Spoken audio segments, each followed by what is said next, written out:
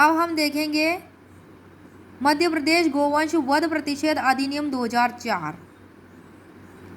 मध्य प्रदेश गोवंश वध प्रतिषेध अधिनियम 2004 एक्ट नंबर 6 2004 का, इसमें हम देखेंगे धारा 12। कौन सी धारा? धारा 12 पुनर्वास। राज्य सरकार इस एक्ट के प्रवर्त होने के पश्चात, इस एक्ट के लागू होने के बाद यदि ऐसे व्यक्ति यदि हो जो कि इससे प्रत्यक्षतः प्रभावित हो, इफेक्टेड हो, क्या आर्थिक पुनर्वास के लिए नियम बना सकेगी। कौन बना सकेगी पुनर्वास के लिए नियम? राज्य सरकार। अब आती है अगली धारा 12 क। कौन सी धारा? 12 क। 12 का जो है अभिग्रहित गोवंश का पोषण।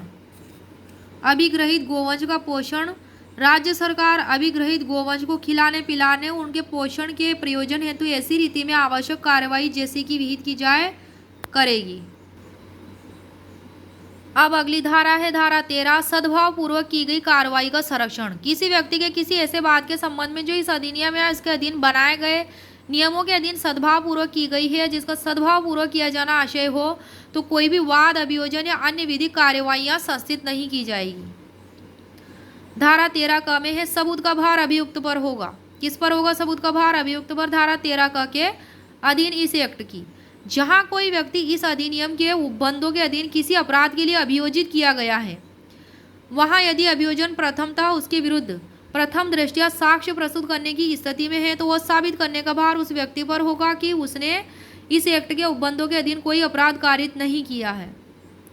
धारा 14 सेक्शन 14 इस एक्ट के अधीन शक्तियों को प्रयोग में लाने वाले अधिकारी लोक सेवक समझे जाएंगे। इसकी हेडिंग है समस्त सक्षम प्राधिकारी, पशु चिकित्सा अधिकारी तथा अन्य व्यक्ति जो इस एक्ट के अधीन शक्तियों को प्रयोग में लाते हैं, आईपीसी की सेक्शन 21 के अर्थ के अंतर्गत लोक सेवक समझे जाएंगे, पब्लिक सर्वेंट। धारा 15 अधिनियम का अध्यारोही प्रभाव होना। इस एक्ट के उपबंध तत्समय प्रवर्तक किसी अन्य विधि में जो पहले से प्रवर्त है उसमें इस एक्ट से भिन्न किसी अन्य विधि के आधार पर प्रभावी, किसी लिखत में अंतर्विष्ट उससे असंगत किसी बात के होते हुए भी प्रभावी होंगे। धारा 16 कठिनाई दूर करने की शक्ति। इस एक्ट के उपबंधों को प्रभावी करने में यदि कठिनाई उद्भूत होती है तो राज्य सरकार ऐसे उपबंध कर सकेगी। कौन उपबंध कर सकेगी? राज्य सरकार, या ऐसे निर्देश दे सकेगी जो इस एक्ट के उपबंधों से असंगत न हो और जो उस एक्ट को, उस कठिनाई को दूर करने के लिए आवश्यक या समीचीन प्रतीत होते हों। धारा 17 नियम बनाने की शक्ति। राज्य सरकार इस एक्ट के उपबंधों को कार्यान्वित करने के लिए अधिनियम द्वारा नियम बना सकेगी जो उनके प्रकाशन की तारीख से ऐसे अन्य तारीख से प्रभावी होंगे जो इस निमित्त विनिर्दिष्ट किए जाएं। धारा 17 की उपधारा 2 इस एक्ट के अधीन बनाए गए नियमों को उनके प्रकाशित होने की यथासंभव शीघ्र विधानसभा के पटल पर रखा जाएगा। अब है धारा 18 निरसन तथा व्यावृत्ति। मध्य प्रदेश गोवंश वध प्रतिषेध अध्यादेश 2004 एतद द्वारा निरसित किया जाता है।